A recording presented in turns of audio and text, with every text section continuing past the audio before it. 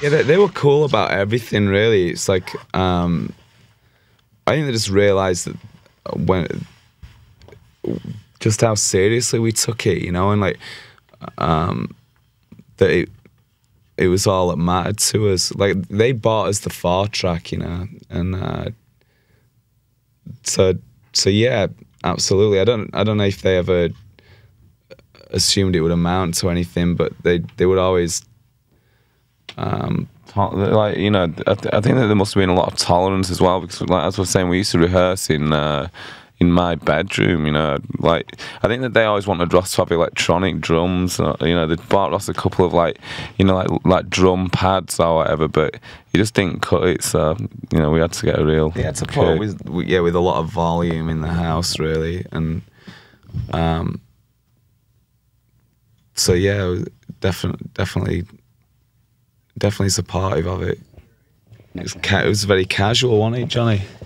Well, actually, the truth is, now, I didn't tell you this, guys, but yeah, I hatched an elaborate plan. I found out Gary was living in Portland, so I joined a band in Portland and basically hid out in the bushes for about 3 years until he turned up at the house. I was like, "There's Gary Jarman," and then the rest is history. Yeah, I am. Gary and I met in Portland, and we took up a friendship, and it kind of just happened very quickly, but very sort of naturally, really. That I started playing with the band because me and Gary were friends, and then I met Ross and Ryan shortly after that, and then we just had this idea that we would just try out playing together, and we got in a room in Manchester, and we started playing, and we started writing immediately. Like, we didn't play a cover, we didn't play an old Cribs song, we just not feeling out, kind of. No, not at all. We started playing what turned out to be the first song on the new album,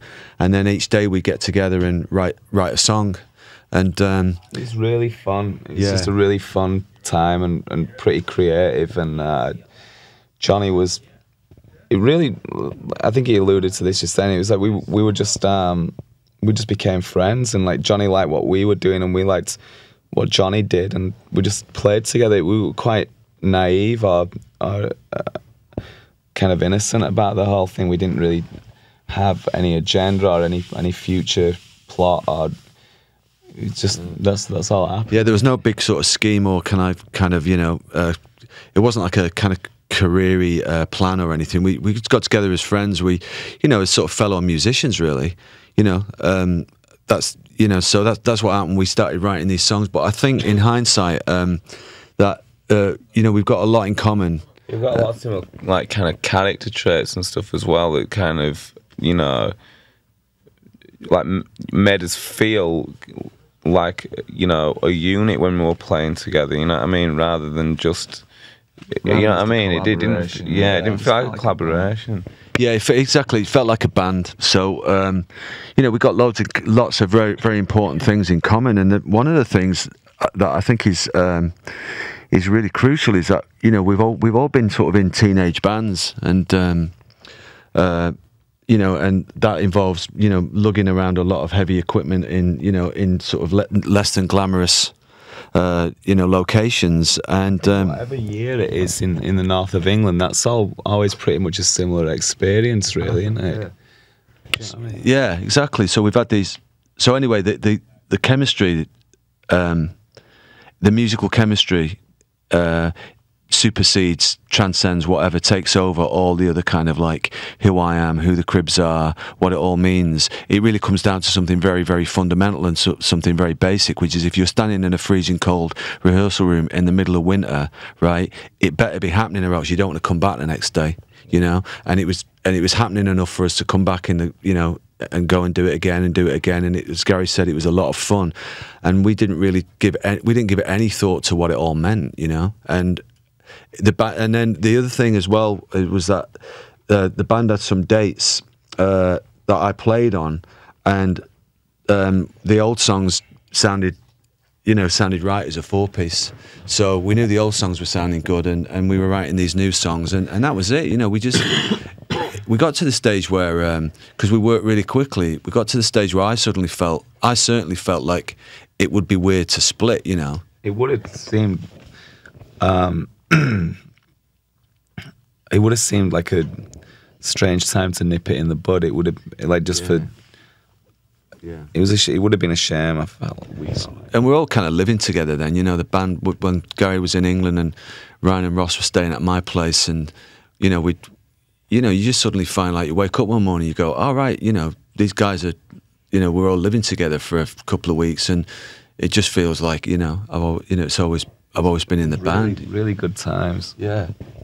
So that's what we've been doing, and then we went over to Portland. So, you know, there's all different sides to the story, but that's how I came to be in the band. It was very much like when you're in school, really, exactly like that. It's got nothing to do with management or career or the media or any of that stuff, you know. Yeah, I mean, I was a really big fan of the band. That's quite important because, I mean, really, you know, the truth is the Cribs were the only band that I really liked from the UK at that time. You know, I mean, I can just name the bands I liked. You know, there was Franz Ferdinand that I liked too, but the Arctic Monkeys I quite like, and a bunch of other sort of bands. But the Cribs were like my favourite. I really got into the Cribs. You know, it's like, and you know, you're a fan yourself. That when you hear a record you really like, and you hope that you like everything else by the band, and that they look cool, and that they're cool guys, and all of that. I mean, I still think like a fan, you know. So that's, you know, it was very important. Because joining a band and and getting a band member in and all of that business, it's a serious business. You know, it's like it is. You have to spend a lot of time with this person, and like 18 months on the road, and like, you know, there's a lot of passions floating about as well. Well, there should be. That's very important. Like, you know, for a band should be really passionate about their ideas and you know, and the ideology and you know, so it has to be right for it to work, you know. So I'm just explaining all this because I think, you know, there's a little bit sometimes of a notion that you know, it's kind of a project, maybe, you know, a collaboration or something like that. The Cribs aren't that kind of band, really.